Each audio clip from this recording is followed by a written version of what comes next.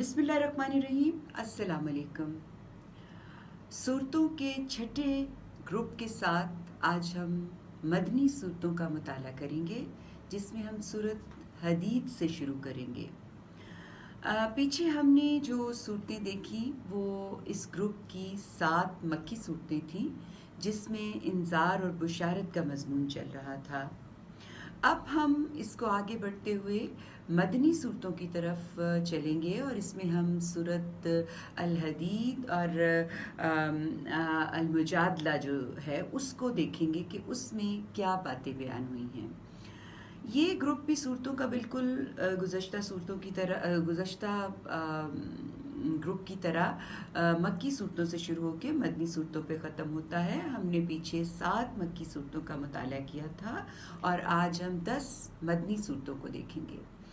इसमें जो पैगाम है और जो मज़मून है और जो आयात हमने सेलेक्ट की हैं वो सारी मदीना मुनव्वरा में हिजरत के बाद जो नई सिटी स्टेट बनाई गई उसमें जो मामलात पेश आ रहे थे और जो हिजरत और बरात के बाद सज़ा और जज़ा का सिलसिला शुरू हुआ था, उसके हवाले से वहाँ पर जो हिजरत करके मुसलमान गए उनके मुतल्लिक तज़किया और तत्हीर का मज़मून चल रहा है।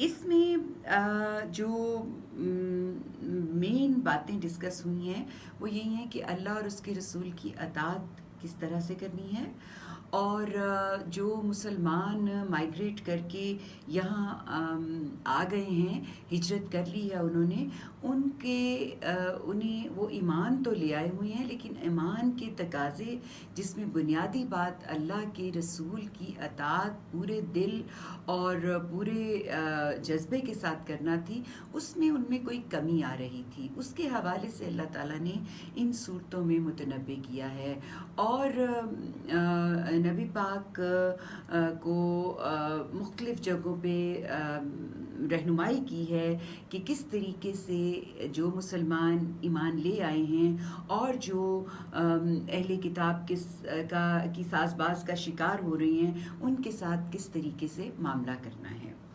तो जो हम देखते हैं कि इसमें जो पहली 2 सूरतें यानी सूरत अल हदीद और मुजादला हैं, इसमें अल्लाह ताला ने किस तरीके से नबी पाक की रहनुमाई की है और ये दोनों भी जुड़ा सूरतें हैं और जो तज़किया और तत्हीर का मौका बनता है उसके हवाले से इसमें रहनुमाई की जा रही है। इन दोनों सूरतों में खिताब मुसलमानों को है, लेकिन वो मुसलमान जो अभी कमज़ोर हालत थे यानी ईमान की उस हालत में नहीं थे जिसमें कि आगे मार्का होने जा रहा था बदर का, उसमें जो रिक्वायर्ड हालत थी ईमान की, उस हालत में अभी नहीं थे। तो उनको उभारा जा रहा है, उनको कहा जा रहा है कि वो जिहाद के लिए, नुसरत दीन के लिए इंफाक में आएँ और अल्लाह ताला के नबी की दिल के साथ अताअत करें। तो ये जो पहली सूरत है इसमें यानी सूरत अल हदीद में जिहाद और इंफाक के लिए उभारा है और दूसरी सूरत में उन मुखालिफिन का प्रोपेगेंडा जो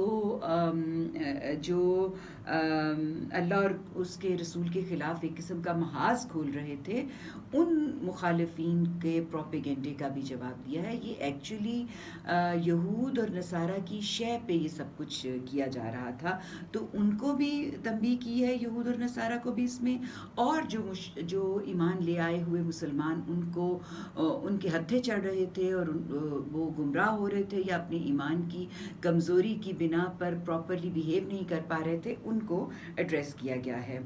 और इसमें पहली सूरत में साबिकीन अव्वलीन के मरहले पर पहुंचने के लिए जिहाद और इंफाक की तरगीब दी थी। पीछे मैंने आपको बताया था पिछली सूरतों में 3 ग्रुप्स अल्लाह ताला ने बताए थे कि एक साबिकून अव्वलून होंगे, दूसरे असहाबुल यमीन होंगे और तीसरे असहाबुल शिमाल होंगे।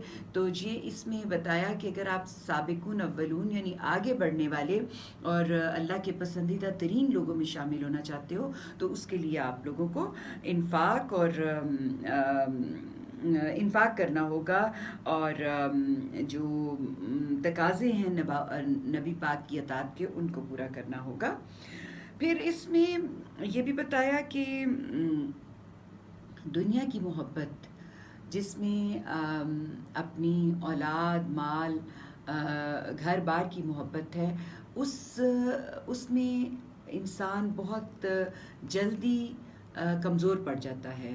تو بتایا کہ یہ جو تمہارا مال، جو تمہاری اولاد ہیں، یہ تمہارے لیے آزمائش ہیں، فتنہ ہیں۔ تو اس آزمائش اور فتنے میں گھر کے تم بڑے کام جس کے لیے اللہ نے تمہیں چنا ہے اس سے پیچھے نہ رہ جانا، اور آخرت جو ہے وہ اپنی کھوٹی نہ کر لینا۔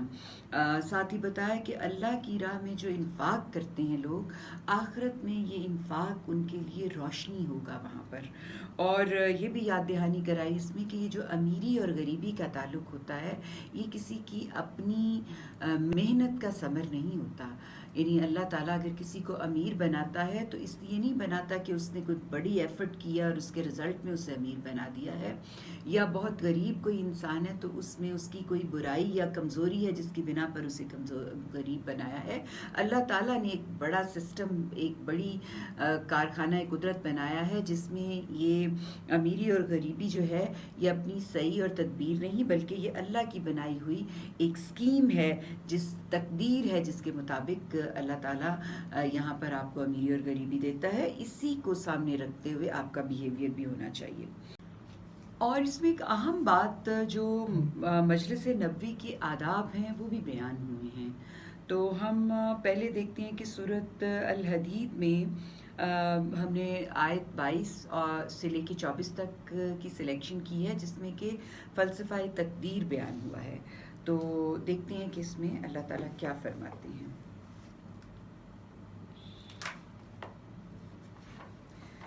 جی، بسم اللہ الرحمن الرحیم۔ یہ اس لیے خرچ نہیں کرتے کہ کوئی مصیبت آ پڑی تو کیا بنے گا۔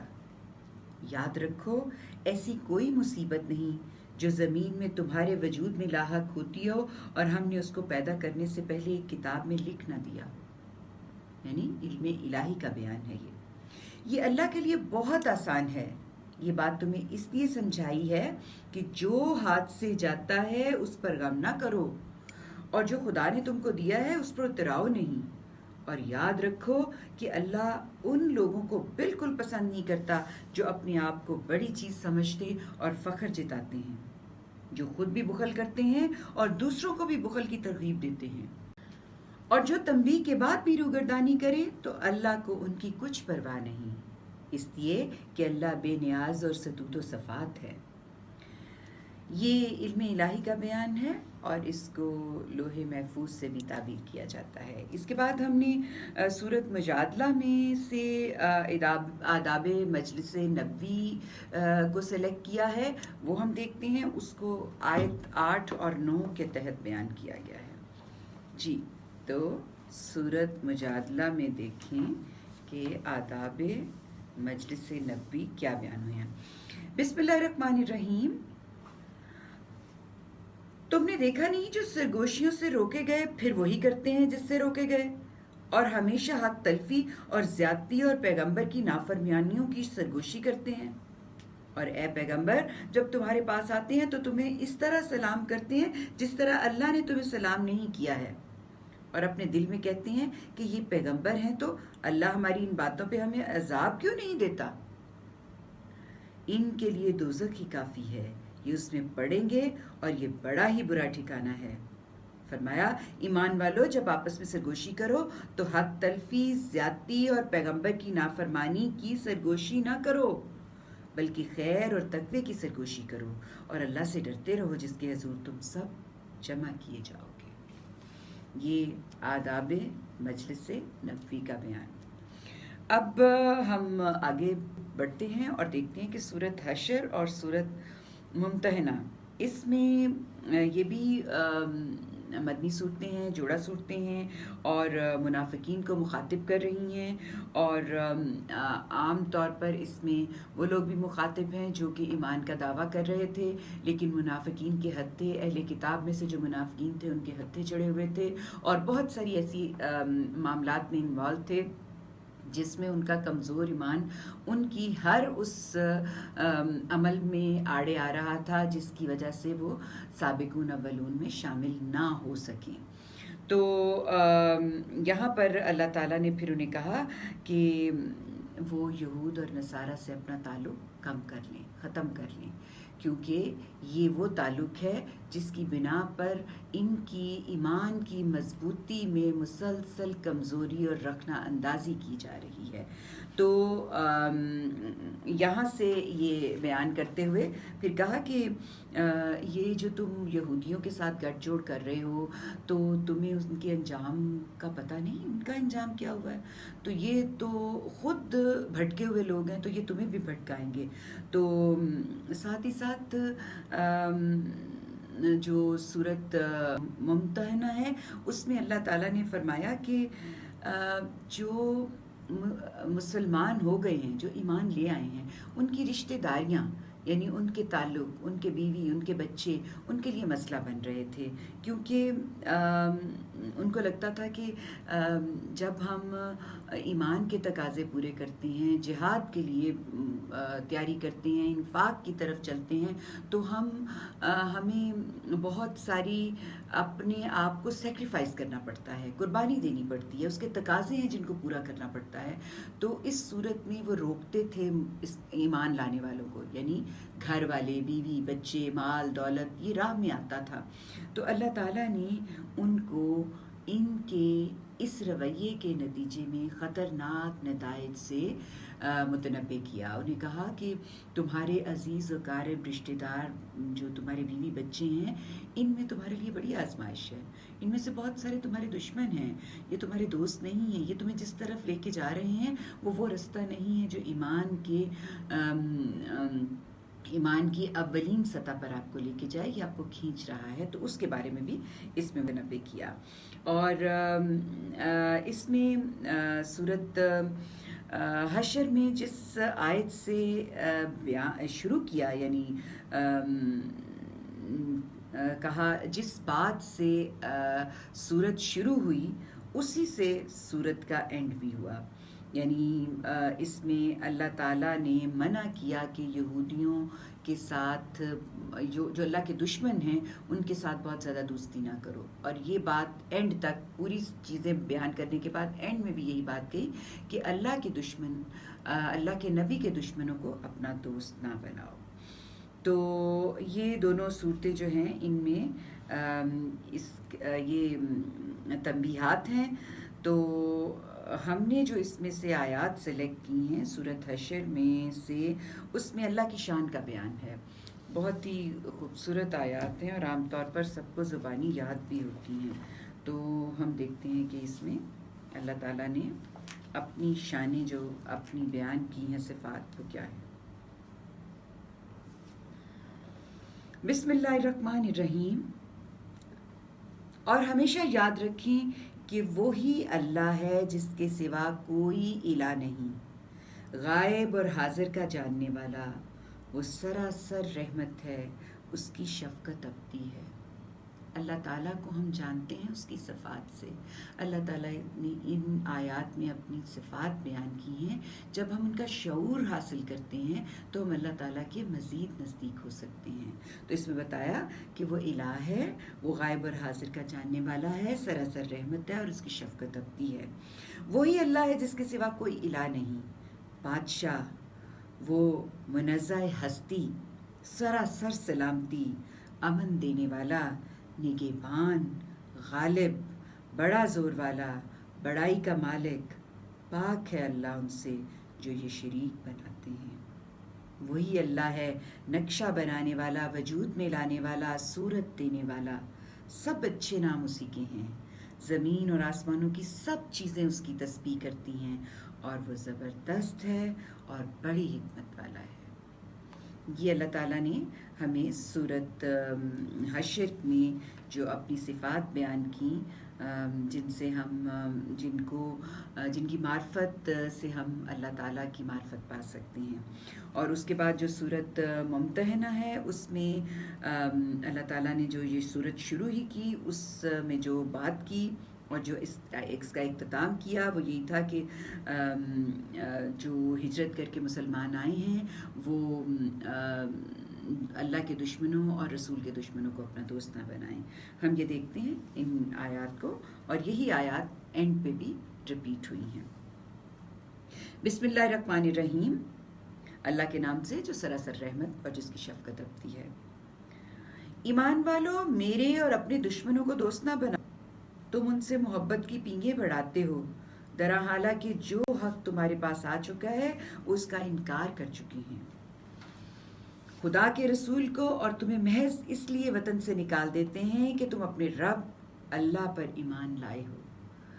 اپنے رب اللہ پر ایمان لائے ہو.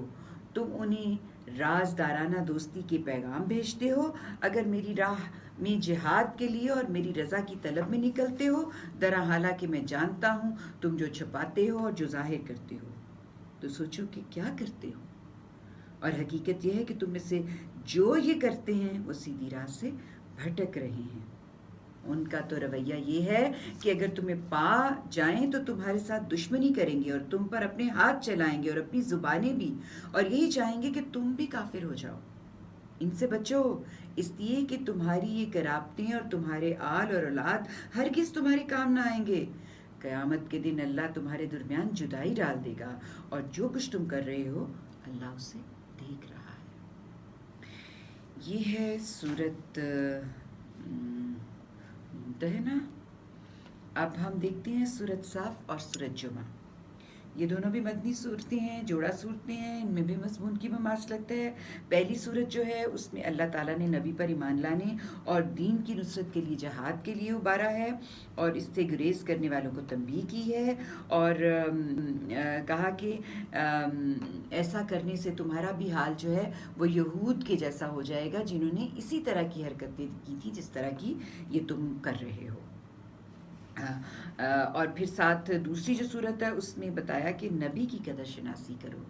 اتباع رسول جو ہے اور اتباع اور اطاعت رسول اصل میں تمہیں تمہاری تربیت کرے گی، تمہیں ایمان کے اعلیٰ درجوں پہ لے کے جائے گی.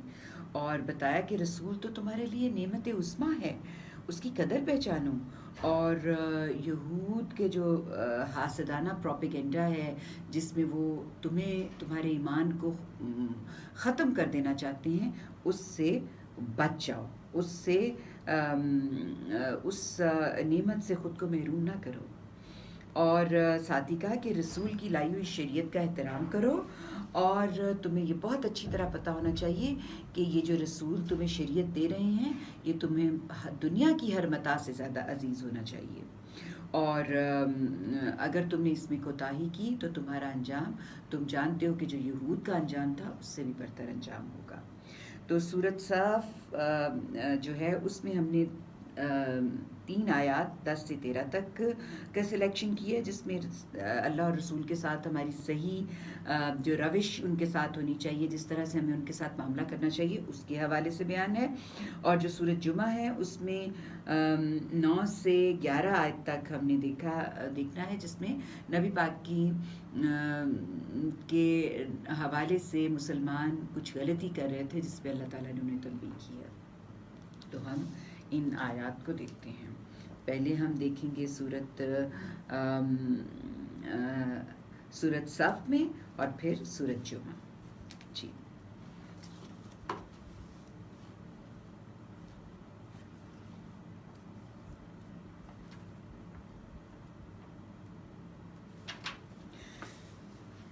بسم اللہ الرحمن الرحیم. ایمان والو، میں تم کو وہ تجارت بتاؤں جو تمہیں دردناک عذاب سے نجات دے. یہود نے جو رویہ اختیار کیا ہے اس کے برخلاف یعنی یہود تو تمہیں الٹے سیدھے کاموں پہ اکسا رہے ہیں نا، نبی کے سامنے گستاخی کرنے کے لیے انکریج کر رہے ہیں، تو تمہیں میں وہ رویہ بتاتا ہوں جو تمہیں کے برخلاف جو تمہیں اڈاپٹ کرنا چاہیے۔ بتایا تم اللہ اور اس کے رسول پر ایمان لاؤ جس طرح کہ ایمان لانے کا حق ہے، اور اپنی جان اور مال اور اللہ کی راہ میں جہاد کرو، یعنی اپنی جان اور مال سے اللہ کی راہ میں جہاد کرو، یہ تمہارے لیے بہتر ہے اگر تم سمجھو۔ اس کے بدلے میں اللہ تمہارے گناہ بخش دے گا اور تمہیں ایسے باغوں میں داخل کرے گا جن کے نیچے نہریں بہہ رہی ہوں گی، اور بہترین گھر عطا فرمائے گا جو ابد کے باغوں میں سے ہوں گے۔ یہی بڑی کامیابی ہے، اور ایک دوسری چیز بھی عطا فرمائے گا جو تم چاہتے ہو، یعنی اللہ کی مدد فتح جو عنقریب حاصل ہوگی۔ ایمان والوں کو اس کی بشارت دو ہے پیغمبر۔ یعنی اللہ تعالیٰ نے اس میں ایمان والوں کو یہ کہا ہے کہ جڑ جاؤ نبی کے ساتھ، وہ جو کہہ رہے اس کو مانو اور اس پہ ایمان لانے کا حق ادا کرو، اور جب تم یہ کرو گے تو اللہ تعالیٰ تمہارے تمام گناہ بخش دے گا اور تمہیں جنت کے باغوں میں داخل کر دے گا۔ اس کے بعد سورۃ جمعہ کے حوالے سے ایک غلطی یہ کر رہے تھے، تو اللہ تعالیٰ نے اس کے بارے میں بھی ان کو متنبہ کیا، کہا بسم اللہ الرحمن الرحیم، ایمان والو پیغمبر کی قدر پہچانو، اور جمعے کے دن جب اس کی طرف سے نماز کے لیے اذان دی جائے تو اللہ کے ذکر کی طرف تیزی سے چل کھڑے ہو اور خرید و فروخت چھوڑ دو، یہ تمہارے لیے بہتر ہے اگر تم جانو۔ پھر جب نماز ختم ہو جائے تو زمین میں پھیل جاؤ اور اللہ کا فضل تلاش کرو، اللہ کو کثرت سے یاد کرتے رہو تاکہ تم فلاح پاؤ۔ ان لوگوں کا حال یہ ہے کہ جب کوئی تجارت یا کھیل تماشے کی چیز دیکھتے ہیں تو اس کی طرف ٹوٹ پڑتے ہیں اور تمہیں کھڑا چھوڑ دیتے ہیں۔ ان سے کہو جو اللہ کے پاس ہے وہ کھیل تماشے اور تجارت سے کہیں بہتر ہے، اور اللہ سب سے بہتر رزق دینے والا ہے۔ اللہ تعالیٰ ایک ایک چیز کے حوالے سے رہنمائی کرتے ہیں مسلمانوں کی جب وہ وہاں پر مدینہ سٹی اسٹیٹ میں جا کے آباد ہوئے۔ اس کے بعد اب سورت منافقون اور سورت تغابن، یہ اگلی دونوں صورتیں، یہ بھی مدنی صورتیں ہیں۔ مرحلہ دعوت جو ہے وہ تزکیہ اور تطہیر ہے، یعنی طیب اور ناپاک جو ہے اس کو علیحدہ علیحدہ کرنا ہے، اور اس میں جو اہل ایمان ہیں، جو منافقین سرکش ہو رہے تھے اہل ایمان کو ان کے ایمان سے ہٹانے کے لیے، تو اس کے حوالے سے اللہ تعالیٰ نے ان کو تلقین کی ہے بچ کے رہنے کی۔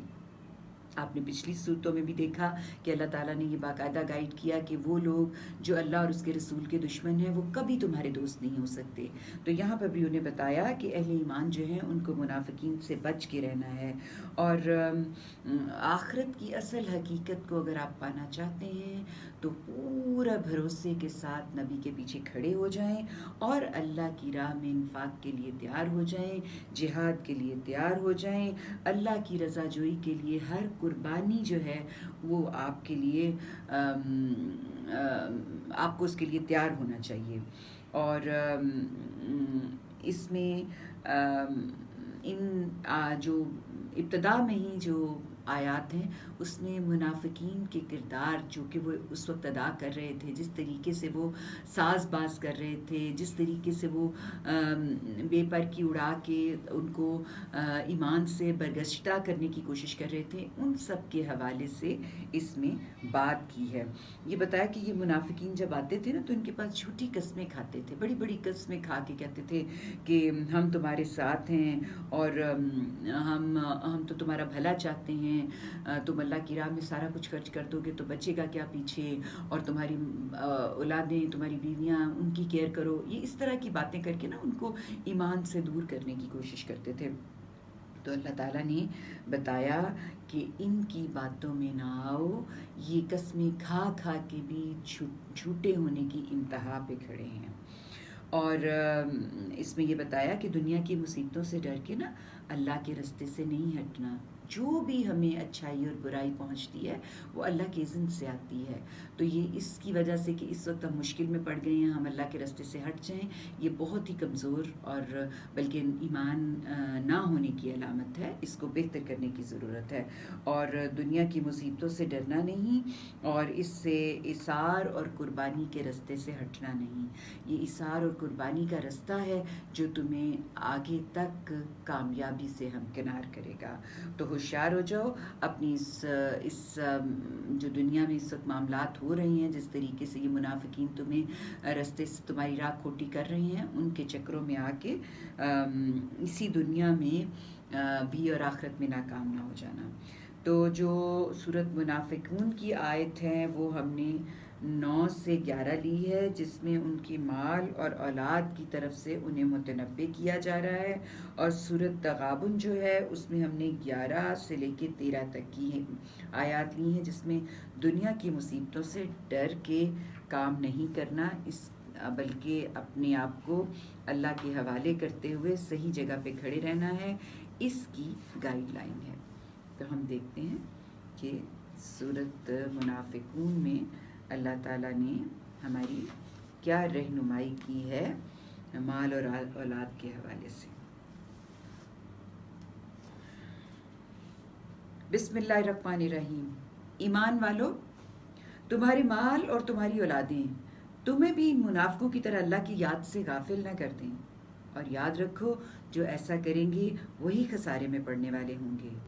ہم نے جو کچھ تمہیں عطا فرمایا ہے اس میں اللہ کی راہ میں خرچ کرو، اس سے پہلے کہ تم میں سے کسی کی موت کا وقت آ جائے.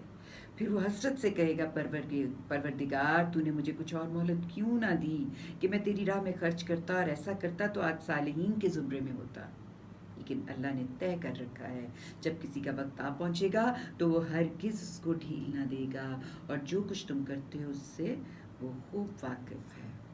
اللہ ہمیں موقع دینا کہ ہم اس ڈھیل سے فائدہ اٹھائیں جو تو نے ہمیں مہلت کی صورت میں دی ہوئی ہے. یہ زندگی جو ہمیں مہلت کی صورت میں ملی ہے، ہم اس سے فائدہ اٹھا کے اپنی آخرت کو کما سکیں.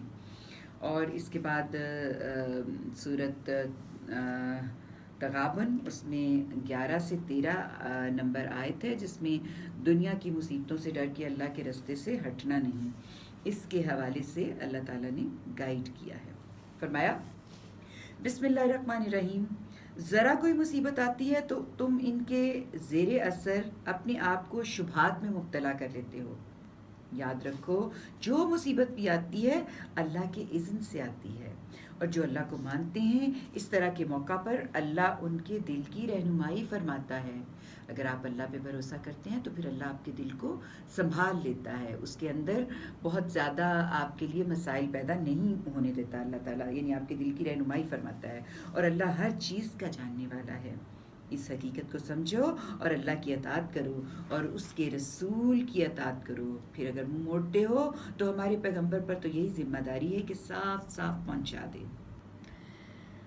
یاد رکھو اللہ وہ ہے جس کے سوا کوئی الہ نہیں، اس لیے ایمان والوں کو اللہ ہی پہ بھروسہ رکھنا ہے. یہ ہماری آیات جو ہم نے سلیکٹ کی تھی ان کا بیان. اب ہم 2 آخری صورتیں جو مدنی صورتیں ہیں، سورۃ طلاق اور سورۃ تحریم، یہ بھی مدنی صورتیں ہیں، جوڑا صورتیں ہیں، اور یہ بڑی ہی پریکٹیکل نوعیت کی صورتیں ہیں کہ اس میں جو میاں بیوی کی علیحدگی کی صورت میں یعنی طلاق کی صورت میں کن حدود اور قیود کا خیال رکھنا ہے اس کا بیان ہے. اور دوسری جو صورت تحریم ہے اس میں جب آپ التفات میں ہوتے ہیں، محبت میں ہوتے ہیں، تو اس موقع پر آپ نے اپنے اہل و عیال کے ساتھ کن حدود الہی کو کا پابند رکھنا ہے اپنے آپ کو. ان دونوں میں ان کا بیان ہے. اور اس میں ایک نقطہ اور بھی واضح کیا گیا ہے کہ اللہ کے ہاں جو چیز آپ کو کام آنے والی ہے وہ آپ کے اعمال ہیں. کوئی نسبت آپ کو کہیں نہیں پہنچا سکتی. نسبت ایک اہم چیز ہو سکتی ہے اعمال کے ساتھ، اعمال نہیں ہیں تو کچھ نسبت کچھ کام نہیں دے گی۔ اور اس کے بعد ہم نے جو اس میں سے سلیکٹ کی ہیں آیات سورۃ طلاق میں سے پہلی آیت سے لے کے تیسری آیت تک طلاق کا جو قانون بیان ہوا ہے وہ ہم نے اس میں سلیکٹ کیا ہے بیان کرنے کے لیے۔ اور سورۃ تحریم میں آیت 6 سے 8 تک جو احتساب کی منادی ہے اس کے حوالے سے ہم دیکھیں گے آیات کو۔ تو ہم دیکھتے ہیں سورۃ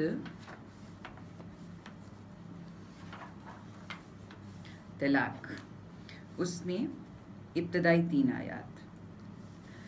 بسم اللہ الرحمن الرحیم، اللہ کے نام سے جو سراسر رحمت ہے، جس کی شفقت ابدی ہے۔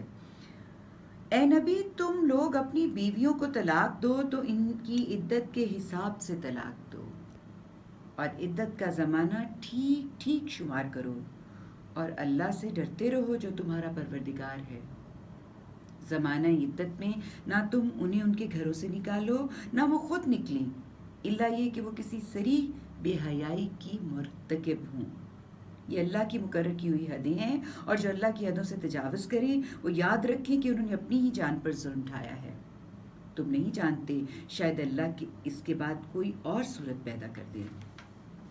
فرمایا اسی طرح طلاق دو، پھر جب اپنی عدت کے خاتمے پہ پہنچ جائیں تو انہیں بھلے طریقے سے نکاح میں رکھو یا بھلے طریقے سے رخصت کر دو، اور نباہ کا ارادہ ہو تو جدائی کا دونوں صورتوں میں 2 سکہ آدمیوں کو اپنے میں سے گواہ بنا لو، اور گواہوں کے لیے اللہ کا حکم یہی ہے کہ گواہی دینے والے ہوں۔ تم اس گواہی کو اللہ کے لیے قائم رکھو۔ یہ بات ہے جس کی نصیحت تم میں سے ان لوگوں کو کی جاتی ہے جو اللہ پر اور قیامت کے دن پر ایمان رکھتے ہیں۔ جو لوگ اللہ سے ڈریں گے انہیں کوئی مشکل پیش آئی تو اللہ ان کے لیے راستہ نکالے گا، ان کے لیے نکلنے کا راستہ پیدا کر دے گا، اور انہیں وہاں سے رزق دے گا جدھر ان کا گمان بھی نہ جاتا ہو۔ اور جو اللہ پر بھروسہ کریں وہ ان کی دستگیری کے لیے کافی ہے۔ اللہ اپنے ارادے پورے کر کے رہتا ہے۔ ہاں یہ ضرور ہے کہ اللہ نے ہر چیز کے لیے ایک تقدیر مقرر کر رکھی ہے۔ یہ سورۃ طلاق کی آیت ہے جس میں طلاق کا قانون بیان ہوا۔ جی تو سورۃ تحریم میں ہم دیکھتے ہیں آیت 6 سے 8 تک کہ احتساب اور آخرت میں جو آتش دوزخ کی جو غذا ہے وہ کیا ہوگی، اور توبہ اور رجوع الہی کے لیے ہمیں کیا کرنا ہے، اس کے حوالے سے اس میں کچھ گائیڈ لائن دی ہے، ہم دیکھتے ہیں۔ فرمایا بسم اللہ الرحمن الرحیم، ایمان والو، جب پیغمبر اور اس کی بیویاں بھی احتساب سے بالا نہیں تو تم بھی اپنے آپ کو اور اپنے اہل عیال کو اس آگ سے بچاؤ جس کا ایندھن لوگ اور پتھر ہوں گے، جنہیں وہ پوچھتے رہے، جس پر تند خو اور سخت گیر فرشتے مقرر ہوں گے۔ اللہ جو بات انہیں فرمائے گا اس کی تعمیل میں نافرمانی نہ کریں گے، اور وہی کریں گے جس کا حکم انہیں دیا جائے گا۔ اس وقت کہا جائے گا، اے کافرو، آج معذرتیں پیش نہ کرو، تمہیں وہی بدلے میں دیا جا رہا ہے جو تم کرتے رہے ہو۔ ایمان والو، اللہ کی طرف مخلصانہ رجوع کرو، امید ہے کہ تمہارا پروردگار تمہارے گناہ تم سے دور کر دے گا اور تمہیں ایسے باغوں میں داخل کرے گا جن کے نیچے نہریں بہہ رہی ہوں گی، اس دن جب اللہ اپنے نبی کو اور ان لوگوں کو جو اس کے ساتھ ایمان لائے ہیں رسوا نہ کرے گا، اور ان کی روشنی ان کے آگے اور ان کے دائیں چل رہی ہوگی، اور وہ دعا کر رہے ہوں گے، پروردگار ہماری اس روشنی کو ہمارے لیے مکمل کر دے اور ہم سے درگزر فرما، حقیقت یہ ہے کہ تو ہر چیز پر قدرت رکھتا ہے۔ وآخر دعوانا الحمدللہ رب العالمین۔ یہ ہم نے آج چیپٹر 6 کی مدنی صورتیں کمپلیٹ کی۔ چیپٹر 6 جو 17 صورتوں پر مشتمل تھا، جس میں 7 ہم نے مکی صورتیں کی اور پھر ہم نے 10 مدنی صورتیں کی، اور ہم اب قرآن پاک کے آخری چیپٹر کی طرف موو کرنے جا رہے ہیں۔ انشاءاللہ کل ہم آپ کو اس کے آخری چیپٹر کے حوالے سے کچھ تفصیلات بتائیں گے، کچھ ترجمے، کچھ تفسیر، اور اللہ تعالیٰ کا جو پیغام ہے قرآن کا، یاد دہانی کا، اس کے سلسلے میں بھی کچھ بات چیت کریں گے۔ تب تک کے لیے اجازت، اللہ نے